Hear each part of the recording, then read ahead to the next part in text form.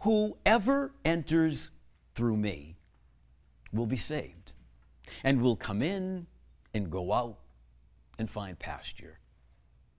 Whoever enters each day through me will come and go as they please, and they will find comfort and strength and consolation.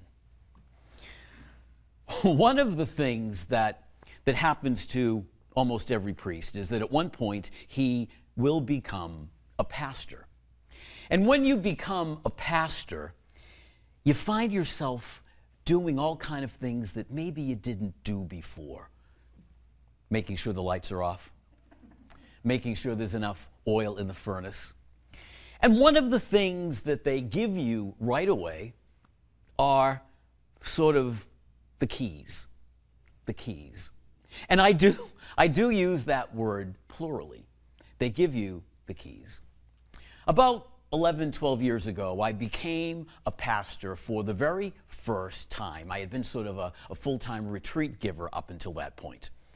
And when I arrived in my first pastorate, wonderful parish, St. Joseph's, right in the middle of downtown Boston, right in the hubbub of the city, a great, wonderful place. I had to sign the forms, and I had to do this, and I had to do that, and they gave me this, and they gave me that, and a whole lot of administrative kind of stuff. And then they gave me the keys. The keys. And I had a key to the church, and I had a key to the rectory, and I had a key to the parish hall, and I had a key to the offices, and I had a key to the basement, and I had a key to the mechanical room, and I had a key to the religious education room, and I had a key after key. I had about 25 keys.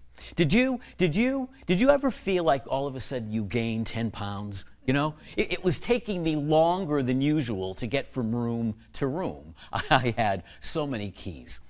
Well, I think I must have been complaining one day. And someone in the parish said to me, well, you know, Father, if you call so-and-so key company, they can probably give you one key that will open everything. I didn't know that they could do that. I didn't know you could consolidate so many keys into one. Made the phone call. A little while later, I got a key.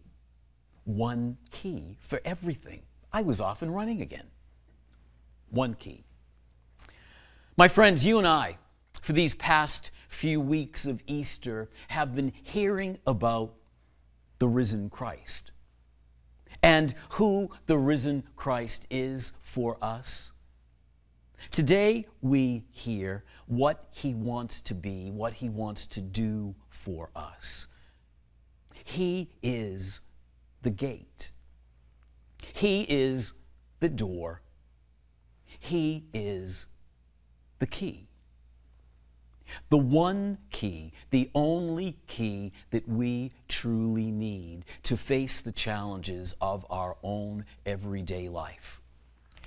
The first reading that Lauren read for us is a reminder that each and every day he does indeed call to us. He gives us grace to help us reform, reshape, transform, to become so close to him that we can hear his voice all around us, so that we can see his face all around us, so that we can get to know him. What do we need to do? They asked the apostles, that first generation of Christians. All you need to do is repent, be baptized, and listen for his voice. The second reading, a reminder that because of the mystery of the incarnation, the Word became flesh. God's Son dwelt among us. There is nothing that you go through, there is nothing that I go through that Jesus hasn't. There's nothing that he doesn't understand. He's walked before us. What an important piece of information to have readily available in your mind, especially when things become difficult. There is no difficult that he hasn't faced for us. And the gospel, again, a reminder that when we use him as the door, when we enter every day through him, using him as the key, that line is so important. Whoever enters through me, whoever uses the key that I am, will come and go as they please, not being hindered by worry and anxiety and fear and darkness, because we will know that He is ever by our side. My friends, this fourth Sunday of this Easter season, we are reminded that indeed Jesus is there for us. He is the door. He is the gate. He is the key, the only key that we will ever need.